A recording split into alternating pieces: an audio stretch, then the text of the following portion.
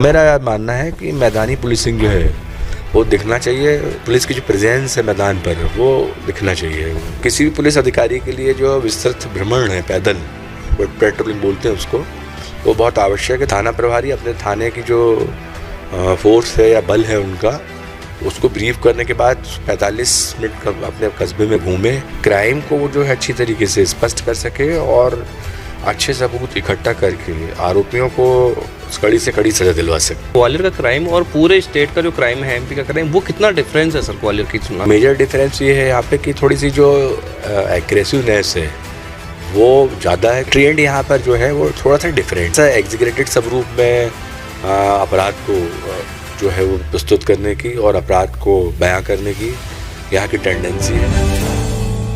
नमस्कार, मैं अवधेश शर्मा और आप देख रहे हैं स्वदेश 24 न्यूज़ चैनल। आज हम मौजूद हैं ग्वालियर रेंज के आईजी अरविंद सक्सेना साहब के साथ। अरविंद सक्सेना साहब पहले मध्य प्रदेश में ट्रांसपोर्ट कमिश्नर भी रह चुके हैं। आइए हम जानते हैं अरविंद सक्सेना साहब कौन है, कैसा इनका एक्सपीरियंस रहा है, क्या ये जर्नी रही कि ये एक एसपी से आईजी के तौर पर आए, फिर उन्होंने मध्य प्रदेश को जो है ट्रांसपोर्ट डिपार्टमेंट को पूरे स्टेट लेवल को देखा और आज ग्वालियर रेंज में अपनी सेवाएं दे रहे हैं। सर, आपका बहुत स्वागत है स्वदेश 24 sir. Thank you very much. Sir, मेरा एक सवाल है कि अरविंद सक्सेना जी कौन है? हाँ, देखिए, सन 1990 में मैं इंडक्ट हुआ था स्टेट पुलिस सर्विस के थ्रू और उसके बाद मेरी पदस्थापना जो है ग्वालियर में हुई थी, यहाँ बटालियन में, और उसके पश्चात एसडीओपी अंबा रहा, मैं अटेर रहा, सीएसपी उज्जैन रहा, CSP Bhopal, additional SP Ujjain, additional SP Bhopal. फिर इसके बाद मैं 5 साल तक जो है एसपी भोपाल नॉर्थ में रहा और एसपी होशंगाबाद रहा, डीआईजी होशंगाबाद रहा। फिर उसके बाद वहाँ से एडिशनल ट्रांसपोर्ट कमिश्नर रहा, कुछ दिन ट्रांसपोर्ट कमिश्नर का प्रभार भी देखा मैंने, और फिर मैं अंततः जो है आईजीपी ग्वालियर के रूप में वर्तमान में पदस्थ हूँ। सर, एक सवाल मेरा ये है कि आपने पूरे मध्य प्रदेश को लमसम देखा। हम ये जानना चाहते हैं कि ग्वालियर का क्राइम और पूरे स्टेट का जो क्राइम है, एमपी का क्राइम, वो कितना डिफरेंस है सर ग्वालियर की तुलना में, ग्वालियर चंबल की तुलना में? क्योंकि आपने ग्वालियर में भी देखा है, आप रहे हैं, आपने होशंगाबाद भी देखा, आपने भोपाल भी देखा, कितना डिफरेंस रहा है सर? पूरे एमपी को एक तरफ कर दें, ग्वालियर चंबल को एक तरफ कर दें। देखिए, मैंने जो क्राइम पैटर्न असेस किया है, जैसा कि आपने बताया कि मैं यहाँ भी पदस्थ रह चुका हूँ, इसके अलावा मालवा में भी रहा, भोपाल में भी रहा, विदिशा बालाघाट तक भी मेरी पोस्टिंग रही। तो यहाँ मैंने ये असेस किया है कि नॉर्मली जो फायर आर्म से संबंधित जो है क्राइम वो बहुत होते हैं। कई बार जो डोमेस्टिक नेचर के डिस्प्यूट रहते हैं, जैसे उदाहरण के तौर पे खेतों की सीमाएं मिलने का डिस्प्यूट, वहाँ पे भी कई बार जो लाइसेंसी बंदूकें हैं उनका खुल के उपयोग हो जाता है। इसके अलावा कई अपराध जो कई पर्टिकुलर जोनों में वो धारदार हथियार के माध्यम से किए जाते हैं, तो इसमें यहाँ पे कट्टे वगैरह का उपयोग करके वह पर्टिकुलर जो अपराध वो किए जाते हैं। तो मेजर डिफरेंस ये है यहाँ पे कि थोड़ी सी जो एग्रेसिवनेस है वो ज़्यादा है, क्योंकि आग्नेय शस्त्र का जब आप यूज़ करते हैं, जो फायर आर्म्स का यूज़ करते हैं, तो कहीं ना कहीं वो जो छोटे धारदार हथियार हैं उनकी अपेक्षा बहुत खतरनाक हो जाता है। इसके अलावा यहाँ पे जो ज़मीनी विवाद है, अगर उनको आप प्राथमिक स्टेज में बहुत गंभीरता से नहीं लेते, स्ट्रॉन्ग प्रिवेंटिव कार्रवाई नहीं करते, तो वो बड़ा रूप ले लेते हैं और उसमें कई बार जो है बड़े बड़े मर्डर्स आपने देखा होगा होते हैं। इसके अतिरिक्त यहाँ ये भी टेंडेंसी मैंने ऑब्जर्व की कि कुछ नाम जो है कई बार आरोपियों के, उसकी संख्या जो है वो अधिक लिखाई जाती है और जो ओरिजिनल घटनाक्रम है उसको कुछ ऐसी धाराओं में विरूपित या डिस्टॉर्टेड करने का प्रयास होता है, जो कि लूट से संबंधित घटनाएं कर दी जाती हैं या फिर मतलब जो है पर्टिकुलरली 307 से संबंधित घटनाएं कर दी जाती हैं। तो थोड़ा सा ट्रेंड यहाँ पर जो है वो थोड़ा सा डिफरेंट है, यानी थोड़ा सा एग्जीक्यूटिव स्वरूप में अपराध को जो है वो प्रस्तुत करने की और अपराध को बयां करने की यहाँ की टेंडेंसी है। और जैसा कि मैंने बताया कि जो अपराध का स्वरूप यहाँ थोड़ा ज़्यादा गंभीर होता है, क्योंकि फायर आर्म्सों का उपयोग होता है और डेडली वेपन्स का उपयोग कई जगह होता है। कुछ दिन पहले आपने यहाँ पे साइबर क्लास लगाई थी। जिले और रेंज के कई सारे अधिकारी कर्मचारी आए थे, एएसआई से लेके एडिशनल एसपी तक के अधिकारी यहाँ पे उपस्थित थे। कैसा कुछ अनुभव रहा, नया क्या सीखने को मिला उन अधिकारियों को आपके मार्फत? देखिए, साइबर एविडेंस जो है एक बहुत ही महत्वपूर्ण श्रृंखला है इस समय, क्योंकि आपने देखा होगा कि क्राइम में इस समय जो है हमें जो PSTN डाटा है, इसके अलावा जो मोबाइलों का उपयोग है और उसके अतिरिक्त जो कई बार फ्रॉड संबंधी अपराध हैं वो ऑनलाइन बहुत होते हैं। तो ऐसे मामलों में जो साइबर एविडेंस को किस प्रकार से कलेक्ट किया जाए, ये एक स्किल होती है और ये स्किल नॉर्मली बहुत से मतलब जो हमारे ट्रेंड पुलिस अधिकारियों में नहीं मिलती है। तो इस मेरा उद्देश्य ये था कि साइबर क्राइम के समय जो साइबर से संबंधित एविडेंस मिलते हैं उनको कैसे प्रिजर्व किया जाए और उनको कैसे पिक करके कैसे उनका एनालिसिस किया जाए कि जो साइबर से रिलेटेड अपराध हैं उसमें हम कड़ी से कड़ी सज़ा दिलवा सकें। इसी प्रकार जो है फॉरेंसिक साइंस पर भी हम लोगों ने एक बहुत अच्छा सेशन रखा था, जिसको डॉक्टर हर्ष शर्मा हैं जो एफएसएल के हमारे डायरेक्टर भी रह चुके हैं और अच्छे माने हुए फॉरेंसिक एक्सपर्ट हैं, उनके द्वारा भी यहाँ पर हमारे बहुत से जो अधिकारी थे जो विवेचना करते हैं, विवेचना के दौरान कई बार स्पॉट की स्थिति ये रहती है कि वो ये डिटरमिन नहीं कर पाते, ये सुनिश्चित नहीं कर पाते कि जो है या हत्या से संबंधित है। तो दोनों को डिफाइन कैसे करा जाए या दोनों को कैसे कैटेगराइज किया जाए, इस विषय में उन्होंने काफ़ी अच्छा हम लोगों को कई इस पुरानी केस स्टडीज़ दिखाई। और इसके बाद जो हमारे ऑफिसर्स थे उनको इससे काफ़ी एविडेंस कलेक्शन के बारे में और इस प्रकार के घटनाक्रम को डिस्क्रिमिनेट करने के बारे में बहुत अच्छा ज्ञान मिला है। इसके अलावा जो एंटीमार्टम बर्निंग रहती है और पोस्टमार्टम बर्निंग, कई बार व्यक्ति ये होता है कि आग स्वयं लगा लेता है या कोई दूसरा उसको जिंदा जलाता है। कई बार ये होता है कि व्यक्ति को मार के फेंक दिया जाता है और उसकी जो बॉडी है उसके डिफेसमेंट के लिए, उसके विरूपण के लिए उसमें मतलब चेहरे को जला देते हैं लोग या फिर जो इसको बोलते हैं बॉडी को जला देते हैं। तो इस प्रकार की घटनाओं में हम बॉडी से ये कैसे पता करें कि ये एंटीमार्टम बर्निंग थी या पोस्टमार्टम बर्निंग थी, ये सारे विषयों के बारे में उनके द्वारा गहन जानकारी दी गई। ना केवल इसके प्रकरण बल्कि जो फायर शॉट से रिलेटेड मतलब जो इशू हैं इसके विषय में भी उन्होंने काफ़ी गहन जानकारी दी थी। कैसे मतलब जो है हम ये डिटरमाइन करें कि व्यक्ति आग लगते समय जिंदा था, ट्रैकिया में किस प्रकार से मतलब कार्बन पार्टिकल रहते थे, ये पूरा उन्होंने बहुत स्थिति स्पष्ट करके बताया हमको। और इसके अतिरिक्त बहुत से एस्पेक्ट्स ऐसे थे जो उनका ये कहना था, जो कुछ सही बात है, कि जो मुर्दा है वो सही बोलता है, स्पॉट है वो बोलता है। ये आपकी और जो विवेचक है उसकी स्किल है कि उस साक्ष्य को वो किस प्रकार से कलेक्ट करे और सही रूप में कलेक्ट करे कि क्राइम को वो जो है अच्छी तरीके से स्पष्ट कर सके और अच्छे सबूत इकट्ठा करके आरोपियों को कड़ी से कड़ी सज़ा दिलवा सके। आपकी सर्विस को लगभग 34 साल हो गए। एक डीएसपी से लेकर आपने एडिशनल एसपी और एसपी और ट्रांसपोर्ट कमिश्नर के रूप में आपको स्टेट को चलाया है।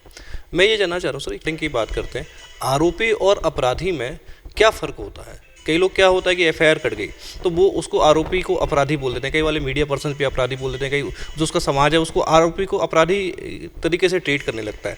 तो मैं ये जानना चाहता हूँ कि आरोपी और अपराधी में क्या फ़र्क है? अगर किसी के ऊपर एफआईआर कट गई है तो वो उसको कैसे हैंडल करे, कैसे मैनेज करे? देखिए, जब किसी के खिलाफ एफआईआर कराई जाती है तो नॉर्मली उसको अपन कहते हैं आरोपी, क्योंकि यदि अपराध पंजीबद्ध कर लिया गया है तो उसकी इन्वेस्टिगेशन होता है। इन्वेस्टिगेशन के बाद निष्कर्ष निकलते हैं जिसमें उसके खिलाफ जैसे अगर सबूत के आधार पर चालान पेश कर दिया जाता है। कई बार ये होता है कि ये रिपोर्ट ही गलत की गई थी तो उसमें खारिजी काट दी जाती है। कई बार ये स्थिति भी आती है कि साक्ष्य कम का अभाव है तो उसमें खात्मा काट दिया जाता है।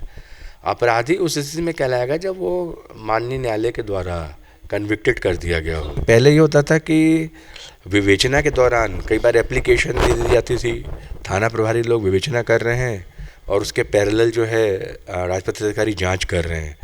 तो इसमें माननीय उच्च न्यायालय ने काफ़ी फेमस कुछ डिसीजन किए हैं अपने हमारे मध्य प्रदेश में ही, जिसमें Sanat Kumar Jain versus state of MP, Arvind Yadav versus state of MP.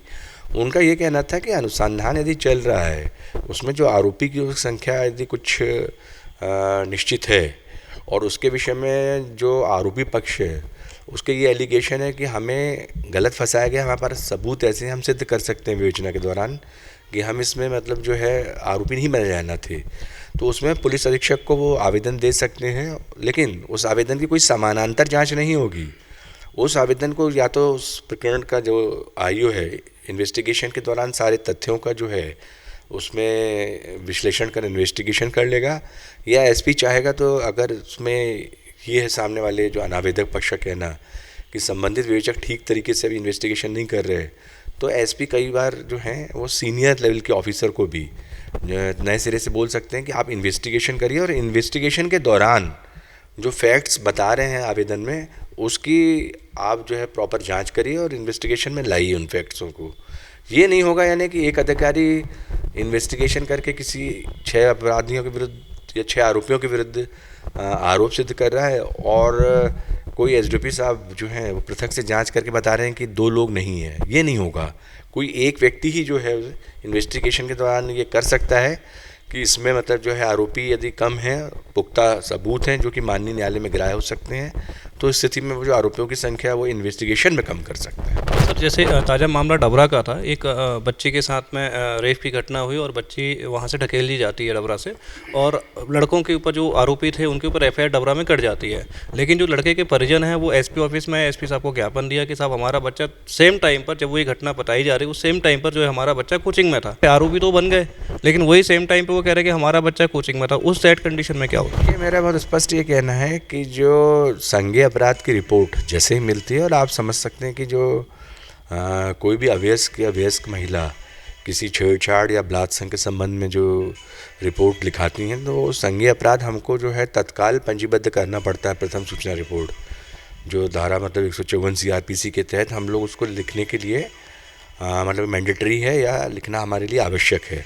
हाँ, जैसा कि मैंने बताया कि इन्वेस्टिगेशन के दौरान सही तथ्यों को लाया जा सकता है, और अगर सही तथ्य आने के बाद ये इन्फरेंस ड्रॉ करता है विवेचक कि अपराध हुआ ही नहीं है या इसमें से 2 आरोपी वास्तव में मतलब जो नहीं थे स्पॉट पे, तो इस स्थिति उसको क्लियर करके वो जो आरोपी थे उनके खिलाफ चार्जशीट, आरोपी नहीं थे उसमें, उनको वो अलग कर सकता है सब। सर एक और सवाल है मेरा, 2024 को लेकर क्या प्लानिंग है, क्या एक एजेंडा है आपका कि इस प्रकार से क्राइम को कंट्रोल करेंगे? क्योंकि आप तो ऑलरेडी ग्वालियर में घुले मिले रहे हैं, अम्बा से लेकर आपने जो है पूरा ग्वालियर देखा हुआ है, पोस्टिंग आपकी ग्वालियर में रही है, अम्बा में रही है, चंबल में पूरे में रही है। देखिए, मेरा इस समय जो प्राइम ऑब्जेक्ट ये है कि जो ऐसे अपराध हैं, खासकर जो अंधे कत्ल के, इसके अलावा जो बड़ी लूटों के हैं, कुछ बड़े मतलब किडनैपिंग के, इनको जो हमारी पुलिस सुलझाए।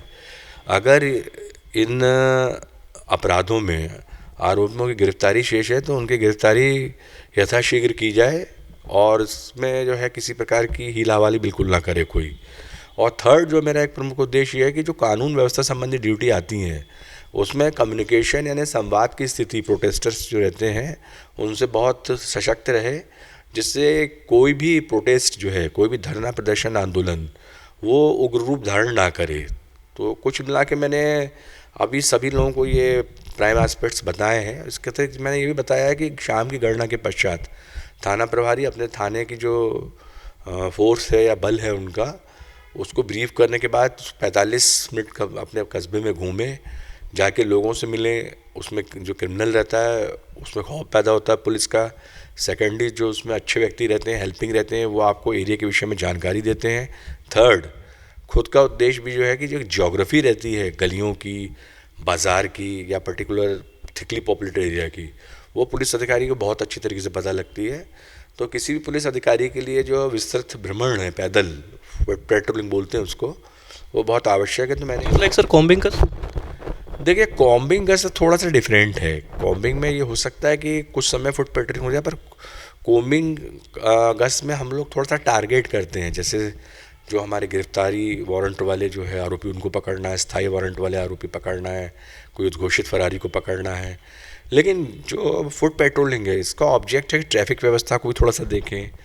हम जो है लोगों से एक्वेंटेंस यानी पहचान स्थापित करें जो अच्छे लोग हैं वहाँ पे। और थर्ड, हम कोई समस्या क्षेत्र की आ रही है उसके विषय में कुछ फीडबैक मिलता है तो उसका समाधान दें।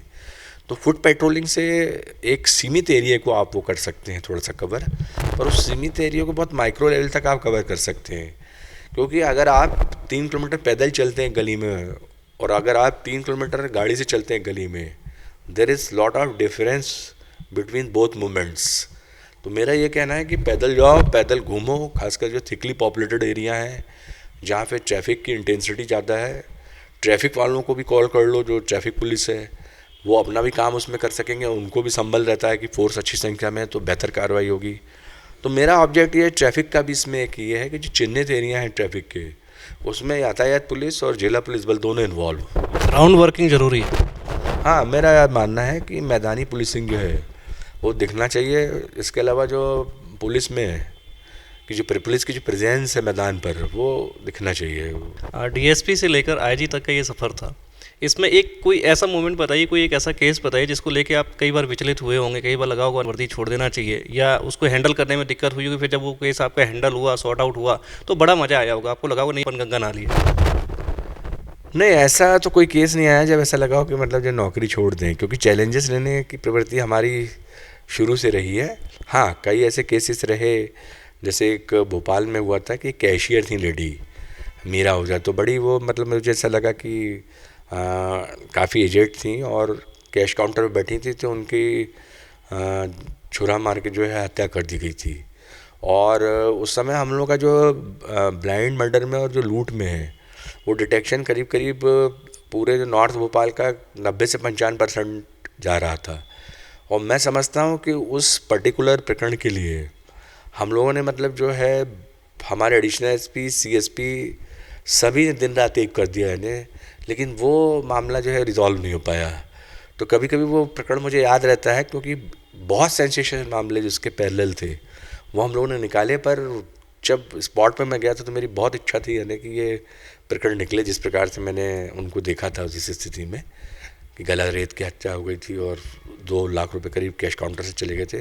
तो वो प्रकरण एक बार अगर नहीं निकल पाया था तो वो कभी कभी जो निश्चित रूप से यानी कसक उत्पन्न करता था उस समय। का अनसॉल्व्ड केस था, क्योंकि मैंने जैसे कि बताया कि सारे लोगों को विश्वास था उसमें कि ये लोगों का जो डिटेक्शन है ब्लाइंड मतलब मर्डर और लूट में 95% के ऊपर है, तो लोग भी कॉन्फिडेंट थे यानी। और उसमें हम बता रहे हैं आपको कि दूसरे केसेस जो हम लोगों ने निकाल लिए उसकी अपेक्षा 3 से 4 गुना मेहनत हुई। बाकी इलाके के भी कुछ अच्छे थाना प्रभारी सीएसपी भी जुटे, पर वो वाला केस सॉल्व नहीं हो पाया था। ये थाना कोई वजह का केस था पर्टिकुलर, तो वो मेरे मतलब जिसको बोलते हैं कि मेमोरी में अभी भी है।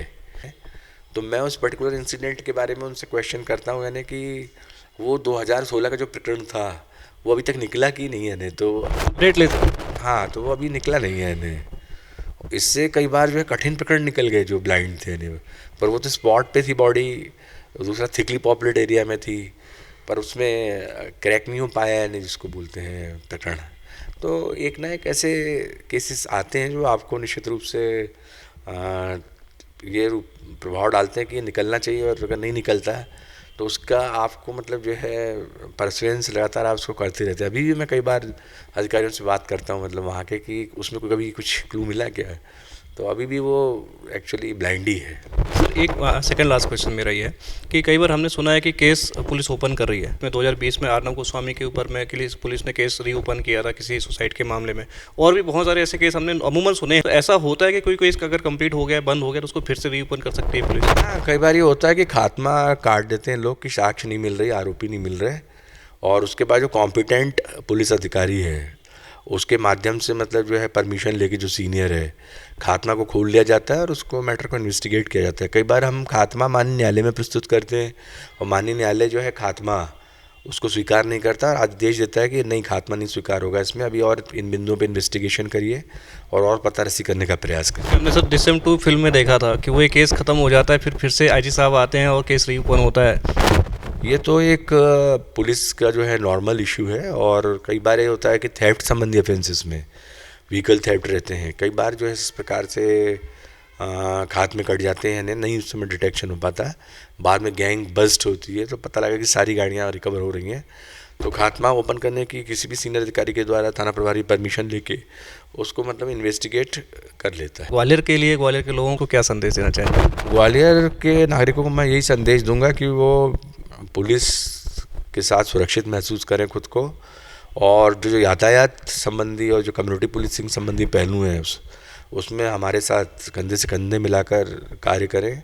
बाकी जो लूट हुए और जिसको बोलते हैं मर्डर्स हुए, इनको डिटेक्ट करना हमेशा हमारी जिम्मेदारी रहेगी, और हम अपने मातहतों के माध्यम से और खुद इन्वॉल्व होके ऐसे सभी मामलों का पर्दाफाश करेंगे। तो आपने देखा कि ग्वालियर रेंज के आईजी अरविंद सक्सेना साहब ने बहुत अच्छे तरीके से अपराधियों को, आरोपियों को और उन गुनहगारों को हिदायत दी है कि इस बार पुलिस तैयार है, ग्राउंड लेवल पर हम मुस्तैद हैं, और इस बार कोई भी क्राइम करने से पहले 100 बार जरूर सोचें। आप देखते रहिए स्वदेश 24/7। अवधेश शर्मा, ग्वालियर।